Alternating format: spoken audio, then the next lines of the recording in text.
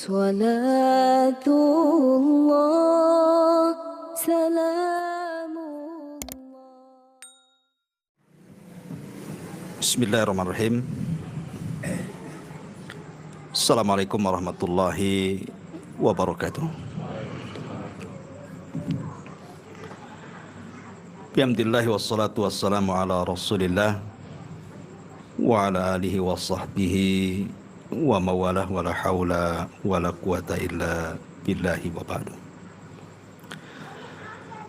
Alhamdulillah, segala puja dan puji hanya milik Allah subhanahu wa ta'ala. Salawat dan juga salam kita hadiahkan kepada Rasul kita Nabi besar Muhammad sallallahu alaihi wasallam. Kita masih melanjutkan kajian tafsir singkat dalam Juz Amma, dan kita masuk pada surah Li'ila fi Quraisy. Tetapi karena surat ini tidak bisa dibahas secara utuh, kecuali harus digandengkan dengan surah Al-Fil, karena ada kaitan antara surah Al-Fil dengan surah Li'ila fi Quraisy. Maka kita akan loncat satu surat.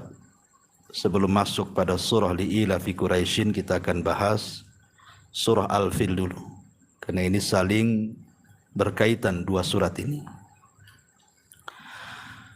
Ma'asyiral muslimin wal muslimat rahimani wa rahimakumullah. Di dalam suratul Fil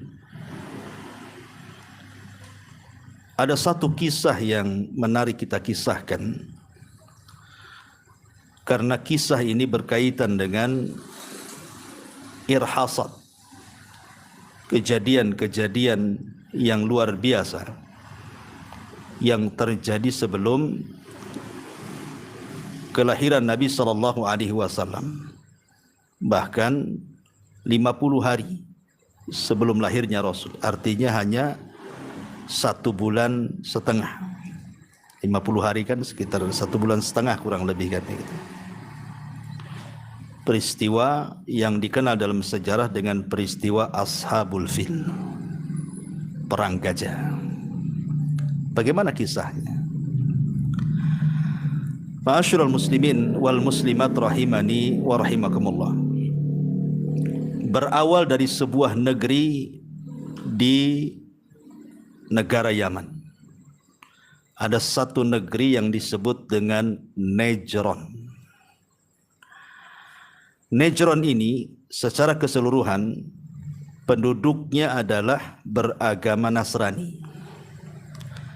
Tetapi Nasrani di zaman dulu lain dengan Nasrani di zaman sekarang. Karena umat Nasrani di zaman dulu masih berpegang kepada syariat Nabi Isa. Tapi Nasrani di zaman sekarang sudah lari. Bahkan menuhankan Isa, mengatakan Isa satu di antara 3 Tuhan lah. Mengatakan Isa anak Tuhan lah. Ataupun mengatakan Isa Tuhan itu sendiri, kan lebih ekstrim namanya. Tapi Nasrani zaman dulu tidak. Masih betul-betul mengikuti syariat Nabi Isa. Dan mengakui Isa itu sebagai Rasul mereka, bukan sebagai Tuhan. Lah ketika itu Allah subhanahu wa ta'ala takdirkan yang berkuasa di Najran ini bukan Nasrani. Padahal mayoritasnya Nasrani.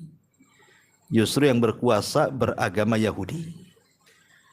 Nama rajanya Dzu-Nuwas. Dan rata-rata raja Yaman biasanya dimulai dengan kalimat Dzu. Seperti Dzulqarnain. Raja Dzulqarnain ma'ruf dalam Quran kan itu. Ada yang mengatakan dia berasal dari Yaman karena dimulai dengan kalimat Dzu. Sama juga di sini. Rajanya adalah Dzu-Nuwas. Lah Dzu-Nuwas ini kenapa menjadi Yahudi? Tidak lain dan bukan karena pengaruh orang-orang Yahudi Madinah. yang kemudian menjanjikan kepada Dzunwas untuk meluaskan kekuasaan. Makanya dengan kecerdasan dan kecerdikan orang-orang Yahudi Madinah, akhirnya kemudian Dzunwas pun mau mengikuti agama Yahudi dan jadi Yahudi. Ma'asyiral muslimin yang dimuliakan Allah Azza wa Jalla, Dzunwas ini adalah seorang raja yang sama perangainya dengan Fir'aun. Sama-sama mengaku Tuhan. Fir'aun kan mengaku Tuhan. Dzunwas itu juga sama mengaku Tuhan. Sehingga Dzunwas ini terkadang memperlihatkan keanehan-keanehan yang dipandang aneh manusia supaya dia terkesan sebagai Tuhan. Dan keanehan itu diciptakan oleh seorang tukang sihir yang merupakan penasehat raja. Jadi ada tukang sihir yang sakti di zaman itu, berdiri di belakang Dzunwas.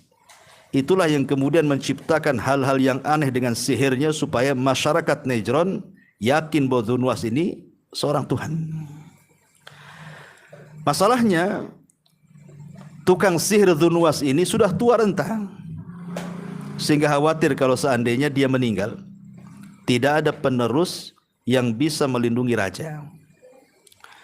Maka tukang sihir itu minta kepada Dzunwas untuk dicarikan anak muda yang cerdas, supaya bisa mewarisi seluruh ilmu sihirnya, dan kelak anak muda inilah yang menggantikan kalau sang tukang sihir ini meninggal dunia. Akhirnya dicarikan betul-betul anak muda yang paling cerdas di Najran. Dapat pula anak muda yang EQ-nya mungkin zaman sekarang di atas rata-rata saking cerdasnya. Kemudian mulailah diajarkan sihir. Masalahnya, anak muda ini kalau berangkat dari rumah ke tukang sihir itu, selalu melewati satu tempat ibadah milik orang-orang Nasrani. Mungkin kita katakan gereja lah. Sehingga anak muda ini apabila melewati gereja itu penasaran, ada apa di dalam gereja itu. Satu hari dia mencoba masuk ke dalam gereja itu, kemudian berkenalan dengan seorang rahib pendeta. Singkat cerita, rupanya pendeta ini bisa mempengaruhi anak muda itu. Akhirnya anak muda ini belajar kepada pendeta. Jadi satu sisi dia belajar kepada pendeta, selepas belajar pada pendeta kemudian dia belajar kepada tukang sihir. Jadi dua ilmu yang dipelajari yang saling bertentangan gitu ya. Kalau belajar ke tukang sihir ya kesyirikan yang diajarkan kan itu ya. Kalau belajar ke pendeta ya tauhid. Jadi bertentangan antara tauhid dan syirik ini ya. Sampai pada waktunya akhirnya anak muda ini makin gamang dengan apa yang dipelajari dari ilmu sihir itu, dan lebih cenderung kepada ilmu sang rahib. Jadi dia ingin membuktikan kebenaran dua ilmu tadi. Satu hari ada binatang buas, entah mungkin semacam harimau atau macan, singa, buaya, pokoknya binatang buas, di mana binatang itu selalu menakuti manusia yang lewat di situ. Akhirnya kemudian anak muda ini ingin mencoba ilmu yang diajarkan tukang sihir dan ilmu yang diajarkan sang rahib kepadanya untuk membunuh binatang itu. Kemudian dia mencoba tanpa harus menggunakan mantra yang diajarkan tukang sihir, tapi cukup berdoa dengan doa yang diajarkan sang rahib. Diambilnya kerikil, kemudian dia mengatakan, ya Allah, kalau seandainya ajaran sang rahib itu lebih benar dibandingkan tukang sihir itu, bunuhlah binatang itu. Rupanya sekali lempar dengan kerikil kecil, matilah binatang itu. Tetapi kalau anak muda itu dikenal bahwa dia adalah muridnya tukang sihir, maka satu kampung yang merasa senang, yang selama ini binatang yang mengganggunya mati di tangan anak muda itu, disangka anak muda itu sudah mewarisi sihirnya tukang sihir. Dan mengatakan dhahara sihrur rajul, katanya. Lihat, orang itu sudah tampak sihirnya gitu. Padahal dia tidak menggunakan sihir sama sekali. Dia hanya menggunakan doa-doa yang diajarkan sang rahib saja. Dari situ dia tahu kekuatan Allah itu jauh lebih kuat dibandingkan kekuatan syaitan. Sebab itulah dia tidak mau belajar sihir lagi. Akhirnya dia fokus belajar kepada sang rahib, sampai akhirnya sang rahib mendengar dia membunuh binatang buas. Kata sang rahib, rupanya ilmu yang sudah saya ajarkan sudah kau serap semuanya. Pergilah kau dari sini, berdakwalah dengan ilmu yang sudah saya ajarkan, dan ingat jangan pernah menyebut-nyebut namaku. Dakwah sana. Ya. Subhanallah, anak muda ini diberikan oleh Allah Subhanahu wa taala karamah. Dia mampu menyembuhkan berbagai macam penyakit, termasuk juga bisa menyembuhkan penyakit buta. Satu hari, tetapi itu wasilah anak muda ini maksudnya dalam berdakwah menggunakan metode pengobatan. Ya. Jadi setiap dia mengobati orang, sebelum diobati maka dia akan mendakwai pasiennya, disuruh beriman kepada Allah. Kemudian dia berdoa kepada Allah, maka Allah sembuhkan penyakitnya. Jadi betul-betul wasilah pengobatannya itu digunakan untuk dakwah. Dan harusnya seperti itu orang itu. Kalau kita seorang pejabat, jadikan jabatan itu untuk berdakwah. Kalau kita orang kaya, jadikan kekayaan untuk berdakwah. Dan begitu seterusnya. Satu waktu, Raja Dzunwas yang ngaku Tuhan ini punya penasehat, Perdana Menteri. Ya. Penasihat ini buta orangnya, dan dia mendengar bahwa ada anak muda bisa menyembuhkan penyakit buta. Tertariklah ini pengawal Dzunwas ini untuk mencari anak muda itu, dan subhanallah akhirnya ketemu dan diundang ke rumahnya. Tapi anak muda itu mengatakan bahwa aku tidak bisa menyembuhkan penyakit butamu, karena yang menyembuhkan Allah. Kalau engkau ingin sembuh kedua matamu, maka mintalah kepada Allah. Lah selama ini kan Penduduk Najran dipaksa untuk menyembah Dzunwas kan gitu. Karena dia ingin sembuh, akhirnya coba dia mengikuti apa yang disarankan anak muda itu. Dia berdoa kepada Allah supaya disembuhkan penyakitnya. Kemudian dengan kemampuan anak muda itu, akhirnya orang ini sembuh dan bisa melihat. Setelah sembuh dan bisa melihat, kemudian dia pun sebagaimana biasa bekerja ke istana. Dzunwas ini heran. Yang selama ini kan pembantunya ini, pengawalnya ini buta matanya, penasehatnya ini. Kok sekarang bisa lihat? Jadi dia bertanya, siapa yang menyembuhkan kedua matamu? Maka penasehatnya mengatakan, Allah yang menyembuhkan diriku, katanya. Oh, marah Dzunwas. Kenapa? Karena selama ini dia yang ngaku Tuhan. Kok di sana ada Tuhan lain pula kan gitu ya.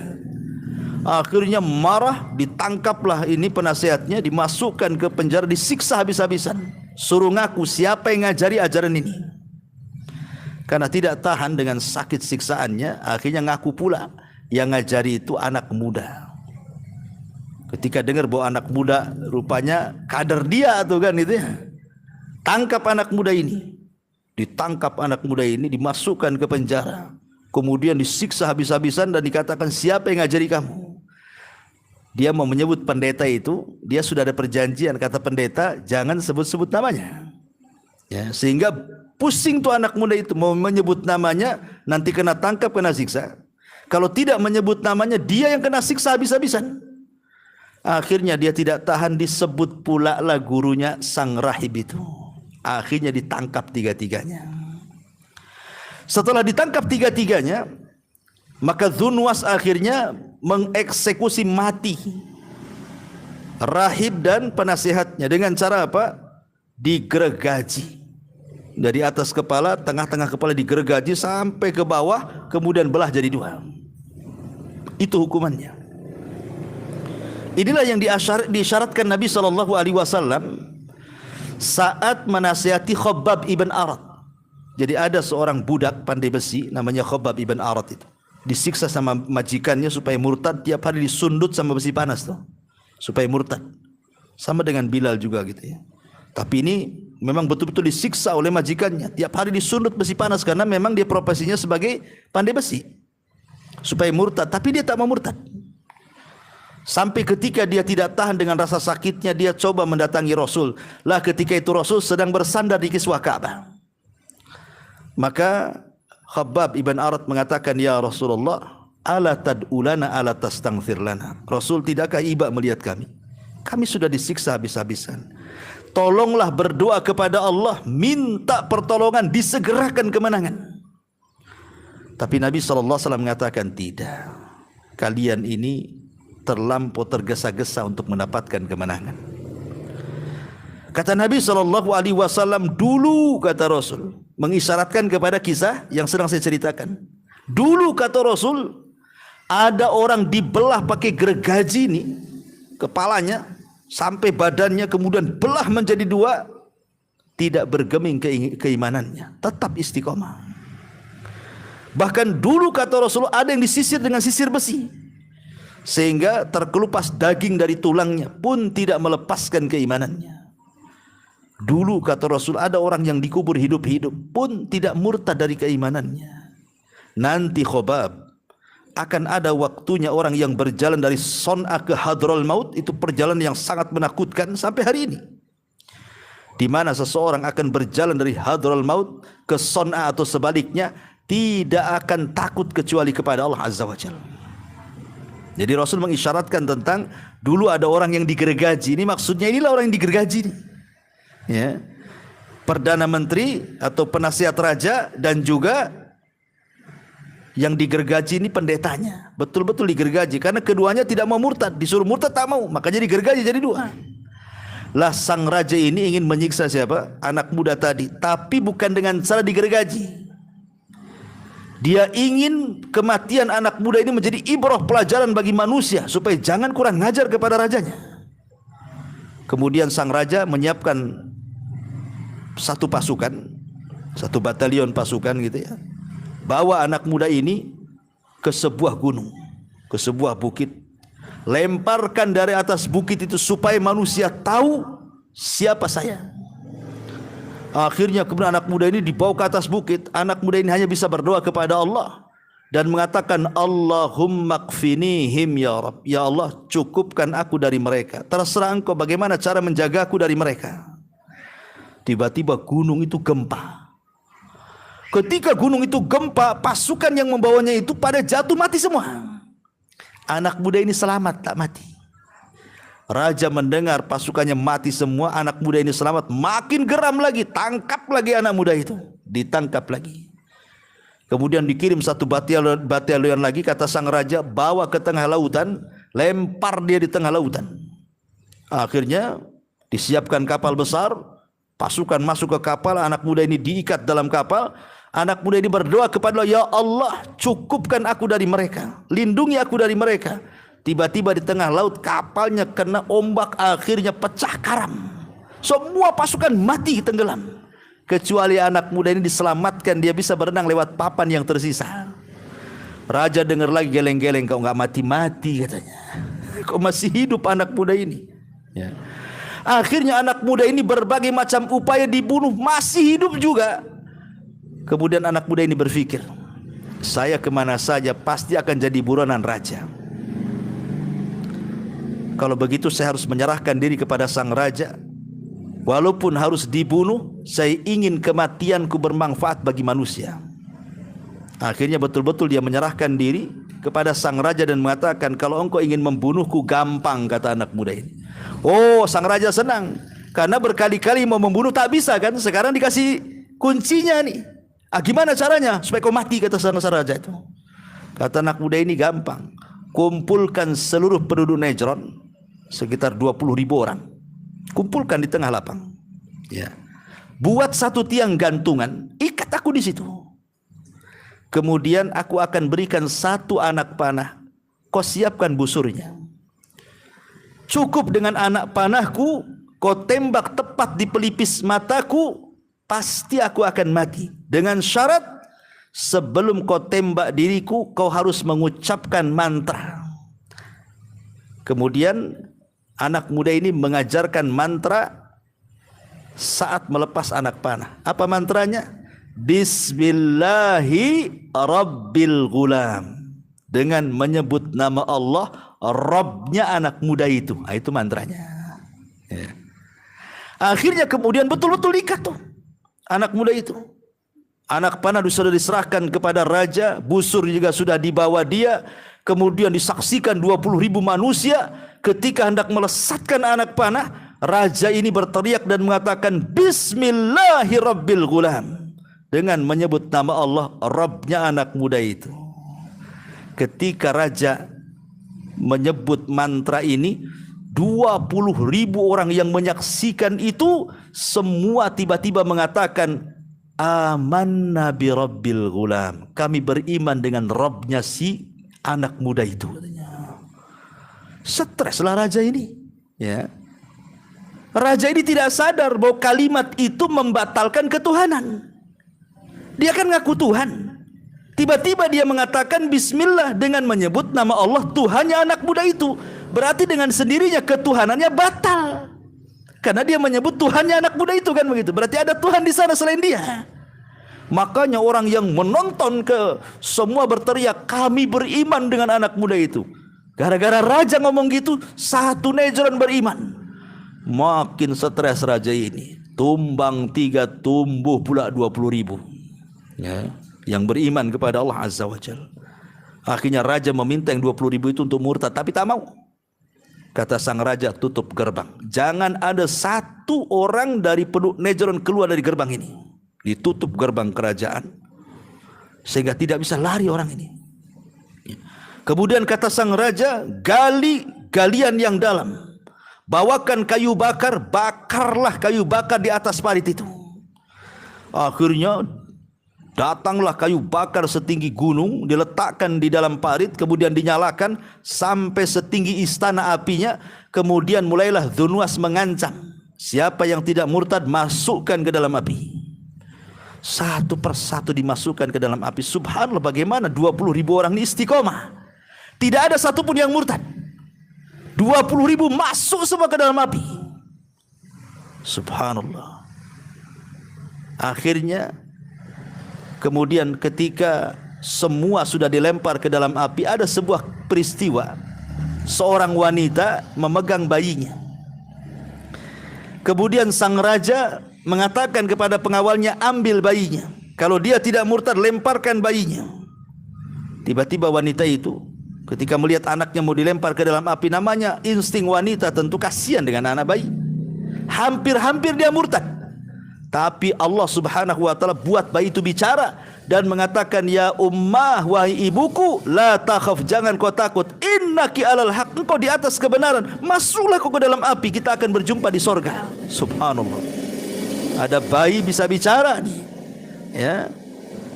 Dan bayi bisa bicara ini ada beberapa bayi. Satu Nabi Isa ketika dalam buayan bisa bicara. Kemudian bayi di zaman Juraij, ya, yang Juraij dituduh oleh wanita yang berzinah dengan seorang penggembala, kemudian melahirkan anak bayi, dituduhnya Juraij yang menghamili. Maka Juraij kemudian bertanya kepada bayi, man abuka, siapa bapakmu? Kata bayi itu, bapakku penggembala. Kemudian bayi di sini dalam kisah ini, ya. Akhirnya bayi ini ngomong kepada ibunya, nasihati, jangan takut, kau di atas kebenaran bu, masuk aja ke dalam api. Akhirnya masuk ke dalam api semuanya. Tidak ada yang selamat dari 20.000 itu kecuali satu orang. Dan ini menunjukkan apa?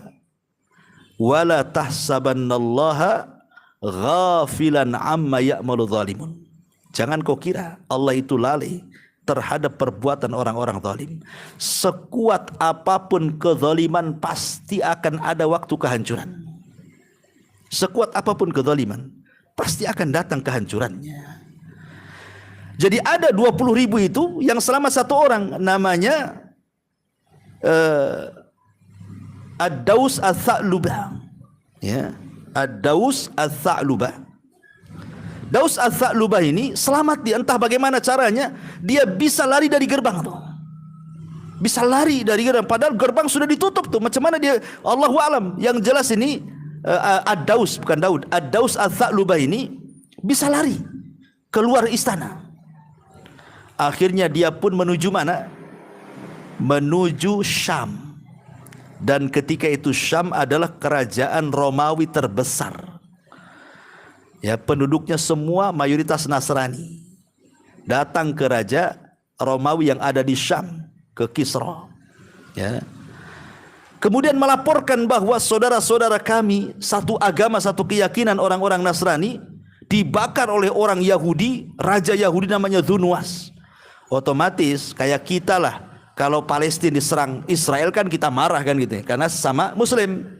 Ini orang-orang Nasrani dibakar 20.000 hidup-hidup, ya tentu raja Nasrani yang ada di Syam marah juga. Kurang ngajar mereka membantai orang-orang yang sekeyakinan dengan kami. Masalahnya dari Syam ini ke Nejron Yaman kan jauh.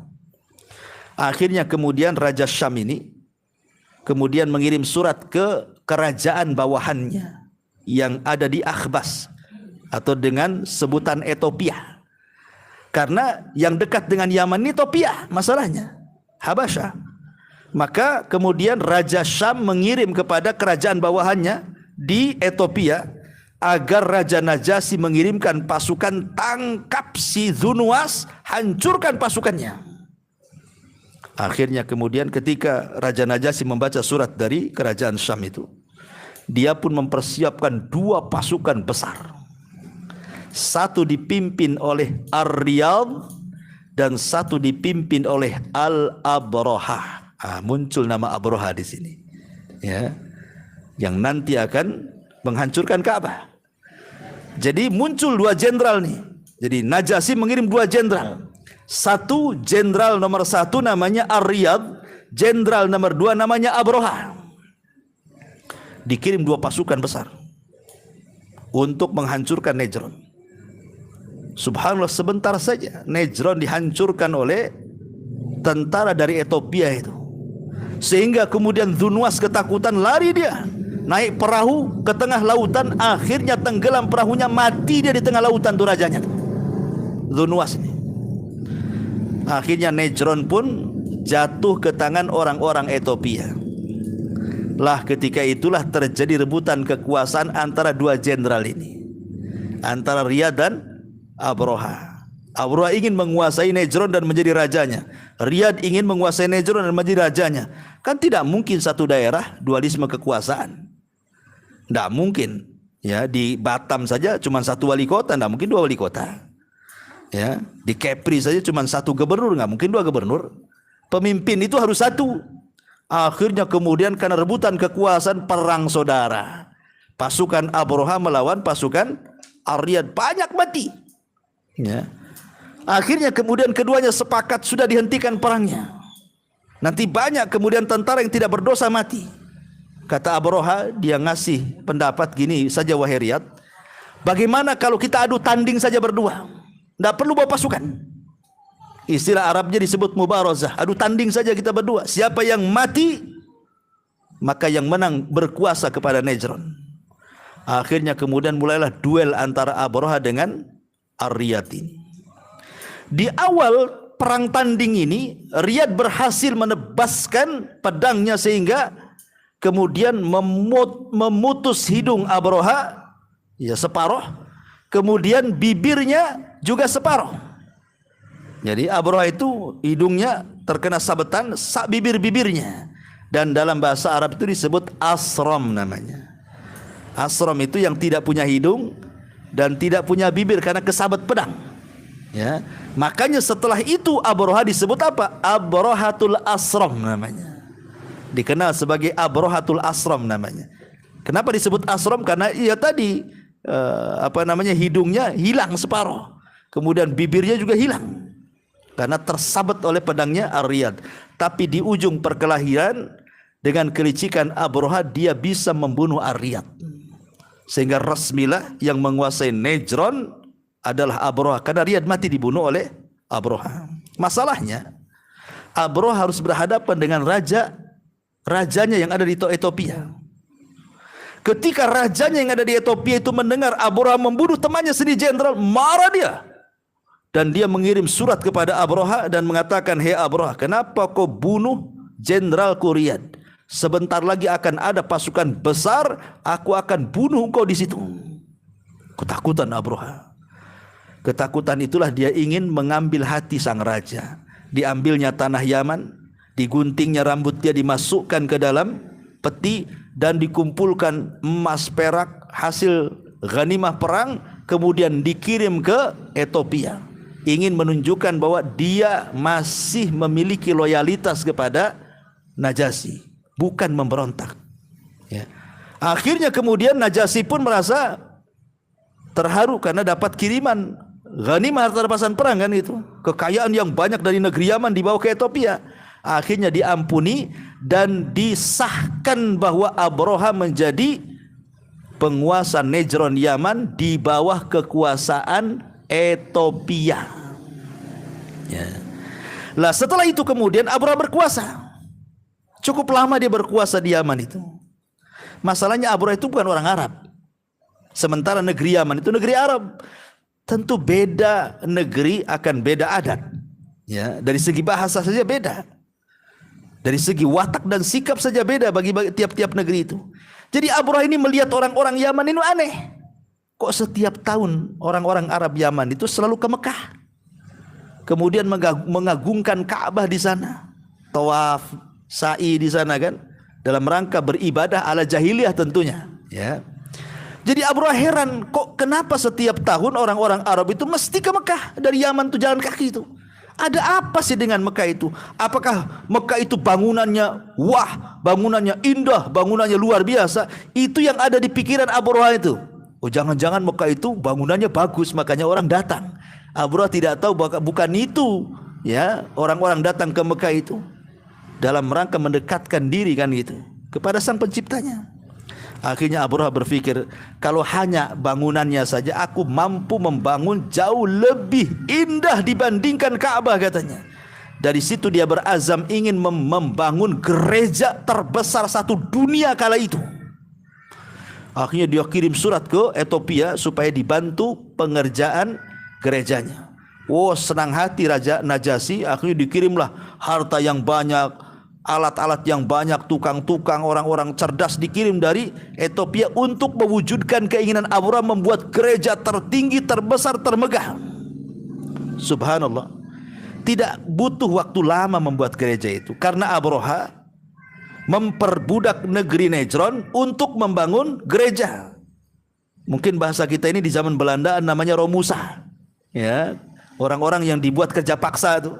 Jadi Abroha menggunakan tangan-tangan penduduk Yaman, orang-orang Arab Nejron ini disuruh untuk kerja paksa membangun gerejanya.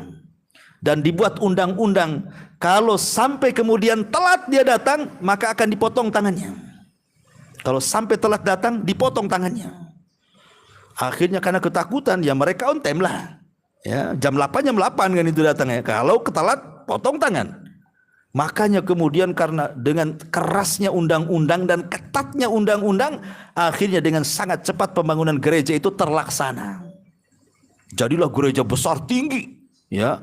Jadi kalau negak gitu ya bahasa kitanya, nengok ke atas gereja itu begini sampai kopiahnya jatuh, ya.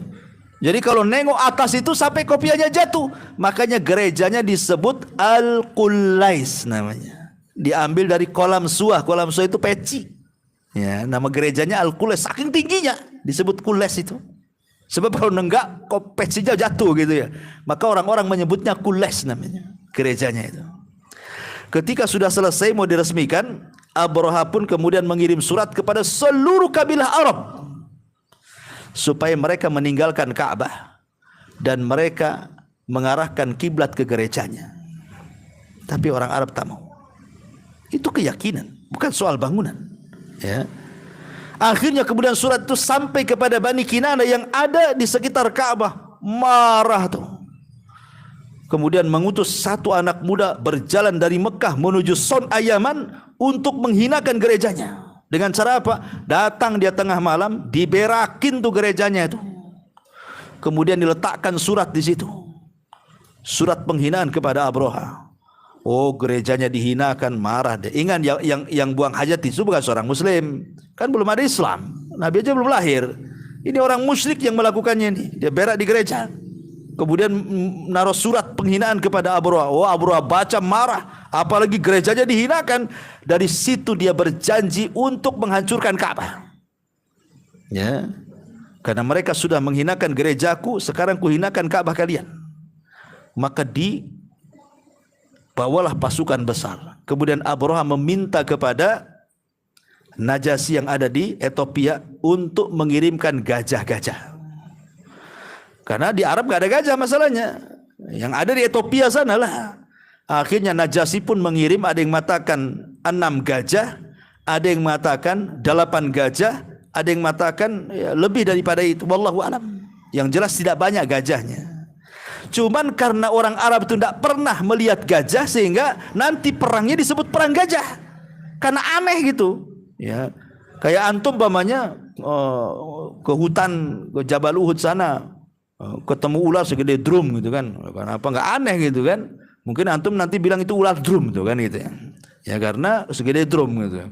Jadi akhirnya kemudian Abroha bertolak dari Yaman menuju Ka'bah itu. Abroha ini kan tidak tahu jalan. Namanya bukan orang Arab begitu ya.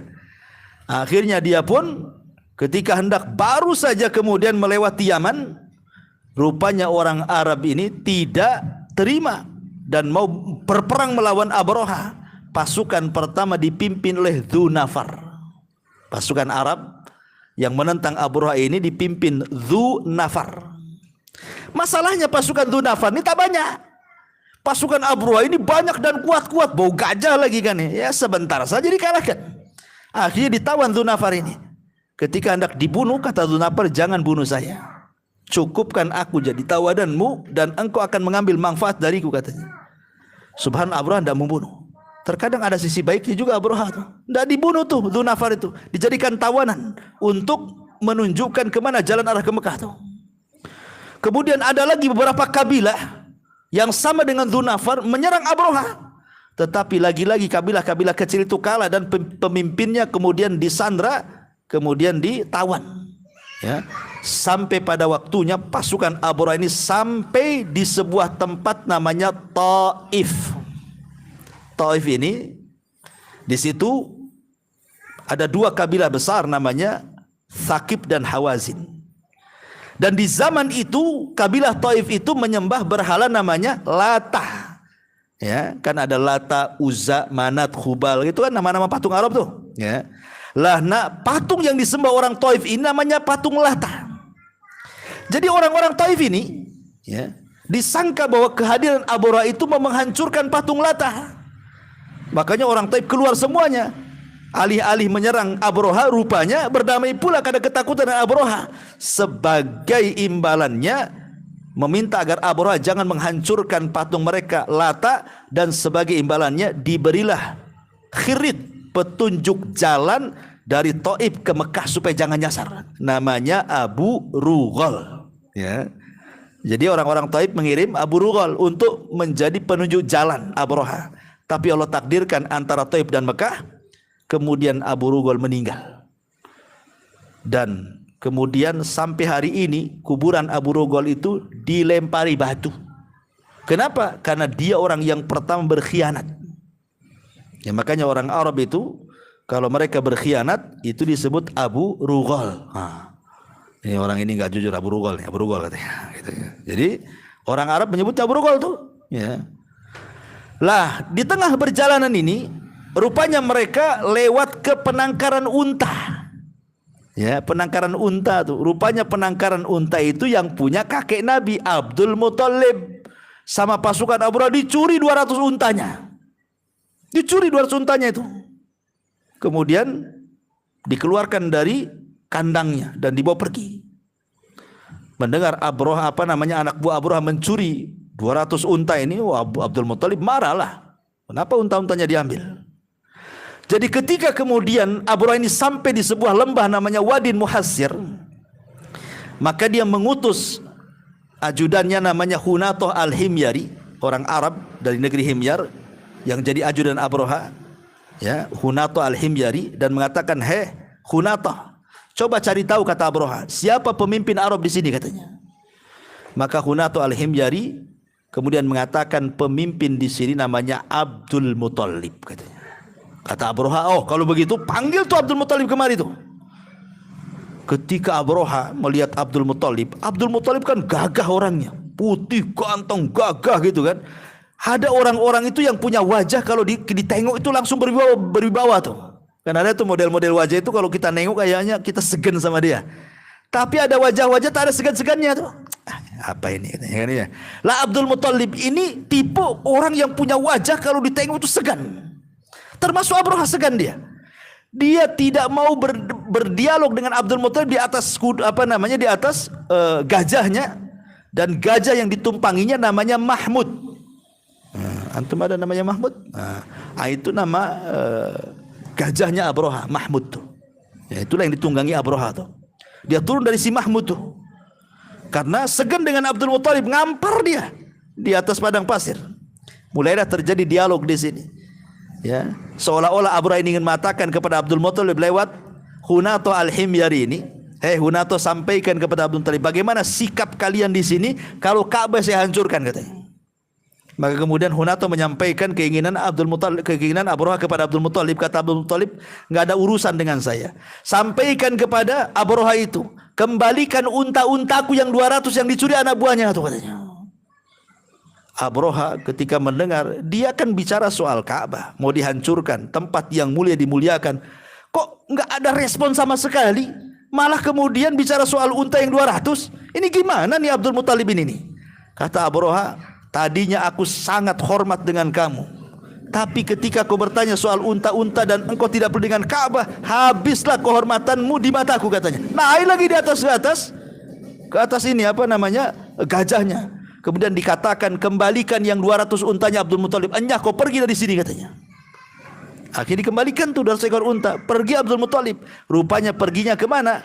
Ke arah Ka'bah. Karena Taif ke Mekah itu sebenarnya sudah dekat. Kalau lewat kilo itu sekitar 70 kilo tuh. Artinya kan Abraha sudah mendekati Mekah itu kan gitu ya. Karena kota terdekat dari Mekah itu Taif masalahnya. Lah ketika sampai di Ka'bah, Abdul Muthalib dia berdoa kepada Allah. Ya. Karena ketika kemudian Abraha ini terus mendesak apa yang akan dilakukan Abdul Muthalib dengan orang Arab ketika Ka'bah dihancurkan, Abdul Muthalib kan hanya menjawab satu jawaban yang itu diukir dalam sejarah dan sampai hari ini ternukil ucapannya. Apa itu? Ya Abraha, adapun unta itu ada pemiliknya dan aku pemiliknya. Wajar aku akan mengambil unta karena itu unta milikku. Tetapi Mekah ataupun Ka'bah itu juga ada pemiliknya dan bukan aku pemiliknya. Pemiliknya adalah Tuhan, dan Tuhan pemilik Ka'bah yang akan melindunginya. Jadi nggak ada urusan dengan Ka'bah, saya katanya. Ya, akhirnya Abdul Muthalib pergi mendekati Ka'bah, meminta kabilah di sekitarnya menghindar dan naik ke atas. Kemudian Abdul Muthalib berdoa kepada Allah Azza wa Jalla, setelah berdoa kemudian meninggalkan Ka'bah. Lah ketika Abraha ini berada di lembah Muhasir, itu kan sudah dekat kali dengan Mekah tuh. Ya, tiba-tiba gajahnya yabruk, nggak mau bangun gajahnya itu. Setiap diarahkan ke Mekah duduk lagi, setiap diarahkan ke Mekah duduk lagi. Tapi kalau ke arah lain mau pula dia. Ya, aneh tuh gajahnya itu.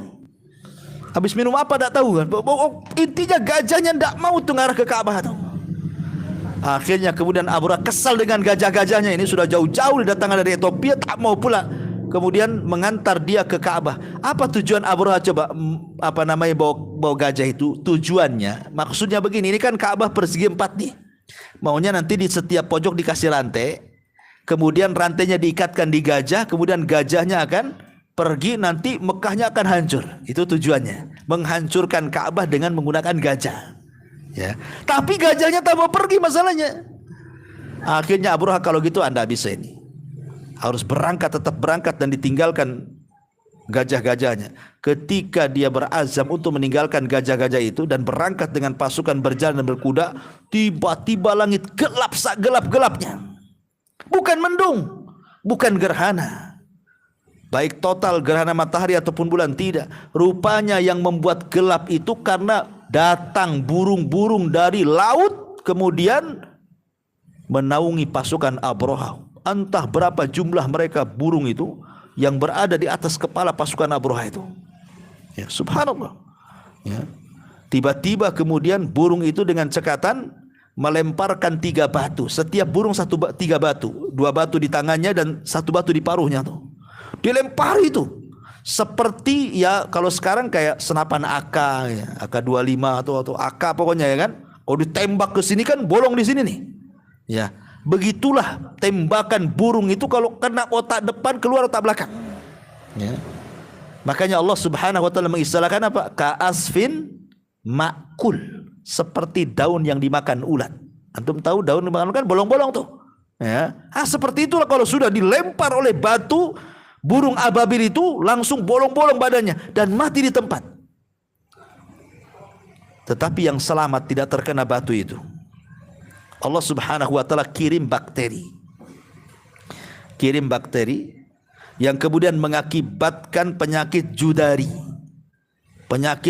dan penyakit humma. Humma itu demam tinggi, judari itu artinya penyakit yang bisa mengelupaskan daging dari tulang, kemudian akhirnya daging itu akan mengelupas seperti lilin kalau ditumpah ke bawah, ya, akan terkelupas, akhirnya mati. Jadi ada yang selamat tidak terkena tembakan, selamat dari burung ababil tuh. Tapi Allah kirim tentaranya yang lain. Lah orang-orang yang selamat ini sengaja supaya menceritakan kisahnya. Kalau tidak diselamatkan, tidak ada yang mengkisahkan kisahnya, kan begitu. Tapi selepas mengkisahkan, mati juga dia. Tidak ada satu jiwa dalam peperangan Abraha kecuali mati semuanya. Tidak mati dengan tembakan burung ababil, maka mati dengan cara demam tinggi dan dikirim penyakit judari, penyakit yang mematikan, ya, azab kepada Abraha dan pasukannya itu. Ma'asyiral muslimin wal muslimat rahimani wa rahimakumullah. Akhirnya kemudian tidak ada satupun yang selamat kecuali mati. Termasuk Abraha sempat diselamatkan itu sampai ke Son'a Yaman, tapi tidak tertolong jiwanya, mati juga Abraha itu. Dari sini Allah Subhanahu wa taala turunkan ayat li ilab alam tara kaifa fa'ala rabbuka bi ashabil fil alam yaj'al kaidahum fi tadlil wa arsala alaihim tayran ababil tarmihim bihijaratin min sijil faja'alahum ka'asfim ma'kul. Alam tara kaifa fa'ala rabbuka bi ashabil fil. Tidakkah kau lihat apa yang Allah perbuat terhadap pasukan begajah itu? Alam yaj'al kaidahum fi tadlil. Tidakkah tipu daya mereka sia-sia? Ya. Fa arsala alaihim tayran ababil, kami utus kepada mereka burung-burung laut namanya ababil. Tarmihim bihijaratin, mereka melempari dengan batu-batu yang sangat panas. Sehingga faja'alahum ka'asfim ma'kul, sehingga kondisi orang-orang yang terkena batu ababil itu seperti daun yang dimakan ulat. Binasa semuanya. Lihat bagaimana Allah Subhanahu wa taala, kalau Allah berkehendak, maka siapapun tidak bisa melawan Allah. Dari surah Al-Fil ini ada beberapa faedah. Yang pertama, tadi saya sudah katakan di awal, sehebat apapun kezaliman, sehebat apapun orang yang melakukan zalim, pasti ada waktunya dia akan dihancurkan Allah Subhanahu wa taala. Lihat Abraha, sekuat Abraha loh, tentara yang luar biasa, ketika hendak melakukan kezaliman binasa, habis, Allah binasakan mereka. Ini faedah yang pertama. Maka hati-hati, jangan pernah menjadi para pelaku zalim. Jadilah orang-orang yang dizalimi, ya. Kemudian yang kedua, Allah Subhanahu wa taala mengirim dua azab kepada tentara Abraha. Satu azab berupa lemparan batu dari ababil dan mati di tempat. Dua, Allah kirim virus. Macam corona lah kalau sekarang, virus corona gitu. Ya, jadi yang selamat dari lemparan itu, Allah kirim virus yang membuat demam tinggi, kemudian terkena penyakit judari, penyakit di mana daging akan terkelupas dari tulangnya, ya, lama-lama mati, kurus mati. Itulah penyakit judari, itu penyakit bahaya sekali, mematikan. Dan ini menunjukkan bahwa semua yang ada di alam semesta ini adalah tentara-tentara Allah. Allah bisa memerintahkan tentaranya apapun untuk menghancurkan manusia. Lihat ketika Allah melihat kaum Sabah kufur, apa yang dikirim oleh Allah? Tikus. Untuk menghancurkan kaum Sabah yang kufur nikmat itu, Allah kirim tikus, bayangkan. Untuk apa tikusnya tuh? Tikus itu tikus besar, tikus segede sebesar kucing, tikus got lah kan, gede tuh tikus got. Kalau curut kan kecil ya. Ya. Itu tikus itu masuk ke bendungan. Lah bendungan zaman dulu nggak ada yang cor-coran, pakai kayu kan itu ya. Sementara itu bendungan satu-satunya irigasi untuk mengairi seluruh kebun yang ada di negeri Sabah. Ketika mereka sudah terlena dengan hasilnya, mereka jarang ngecek bendungan, karena mereka merasa aman-aman, karena mereka dihasilkan dari perkebunannya luar biasa. Rupanya kelalaian mereka menjadikan berhasillah tentara Allah itu menggerogoti bendungan Sabah. Akhirnya jebol, banjir bandang, habis kota Sabah itu. Akhirnya diadab oleh Allah Azza wa Jalla. Lihat, kalau Allah mau, Allah cukup kirim tikus, ya, ataupun Ya'juj dan Ma'juj di akhir zaman. Itu kaum yang tidak bisa dikalahkan. Bagaimana bisa berperang melawan Ya'juj dan Ma'juj? Jumlah mereka berlipat-lipat daripada jumlah kita. Jadi kalau kita mau melawan Ya'juj dan Ma'juj itu satu dari kita, 999 dari mereka. Kira-kira menang gak tuh? Ya, satu lawan 999 orang. Kan itu. Kita aja dikeroyok 10 orang habis. Ini yang ngeroyok 900 lebih. Habislah. Makanya Rasul mengatakan kaum yang tidak mungkin bisa diperangi. Saking banyaknya Ya'juj dan Ma'juj itu. Bagaimana caranya Allah mengadab Ya'juj dan Ma'juj? Nabi Isa aja tidak bisa memerangi Ya'juj dan Ma'juj. Sembunyi di Bukit Tur dia. Rupanya Allah tidak mau kezaliman itu merajalela. Dikirim apa oleh Allah? Ulat. Bayangkan, lebih kecil daripada, kalau tadi masih besar kan gitu ya, tikus. Ini ulat di mana-mana. Ya, saat tertidur Ya'juj dan Ma'juj, ulat itu menggigit tengkuk setiap Ya'juj dan Ma'juj. Satu mati semua, kayak kita cetekan listrik itu. Jadi kalau satu rumah ini listrik ini hanya satu cetekan. Kalau satu cetek mati semua gitu maksudnya. Itulah, bukan sekarang ini mati, besok mati, enggak. Ya, di mana kuasa Allah itu? Bisa mewafatkan dalam satu waktu, bayangkan. Lihat, kalau Allah mau, Allah kirim kecil, ya. Kalau burung ini kan termasuk besar kan itu ya. Bahkan yang lebih kecil, penyakit judari itu Allah kirim bakteri tidak bisa dilihat loh, kecuali dengan alat kan begitu ya. Ada makhluk-makhluk Allah itu, tentara-tentara Allah yang tidak bisa dilihat. Makanya hati-hati. Ya, jangan merasa aman dari makar Allah Subhanahu wa taala, karena semua alam semesta ini tentara Allah. Allah bisa mengirim tentaranya angin sehingga dibuatnya puting beliung. Allah bisa mengirim tentaranya lautan sehingga dibuatnya tsunami. Allah bisa mengirim bumi sehingga dibuatnya gempa. Allah itu mudah. Tinggal menyuruh saja tentaranya, habis manusia tuh. Ah, di sini Allah kirim tentaranya, burung-burung laut yang disebut dengan ababil. Ini faedahnya. Kemudian yang terakhir faedahnya, bahwa Allah Subhanahu wa taala ingin membuat keanehan demi kelahiran seorang nabi yang akan menutup kenabian dan kerasulan.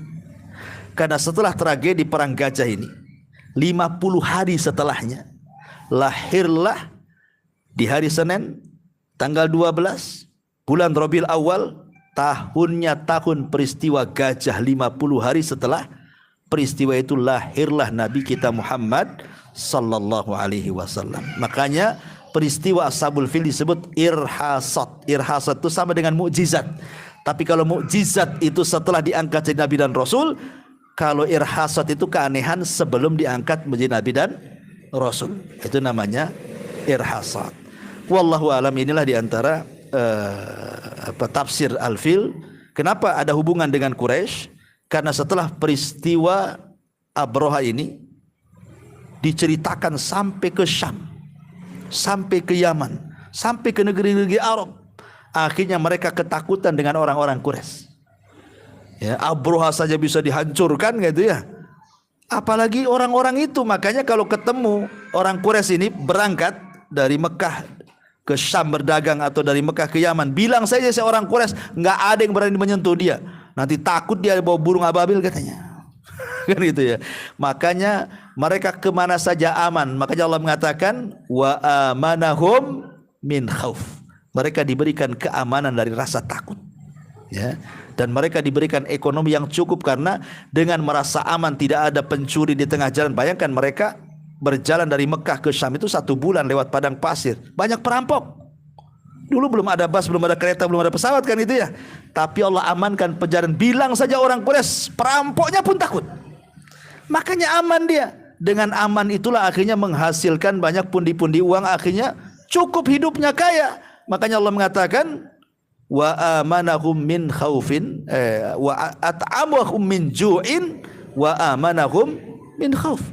Ya, kami beri harta sehingga dia tidak kelaparan, mereka tidak kelaparan, dan kami berikan keamanan mereka sehingga mereka tidak ada ketakutan. Li ila fi Quraisyin ila fihim rihlatas syita'i was-saif falyabudu rabb hadzal bait alladzi at'amahum min ju'in wa amanahum min khauf. Wallahu alam. Kalau dilanjutkan tentu lama ya. Insyaallah kita berhenti sampai tafsir Al-Fil.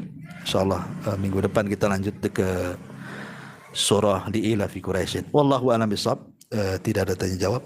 Subhanakallahumma bihamdika asyhadu an la ilaha illa anta astaghfiruka wa atubu ilaik. Allahu ta'ala. Assalamualaikum warahmatullahi wabarakatuh.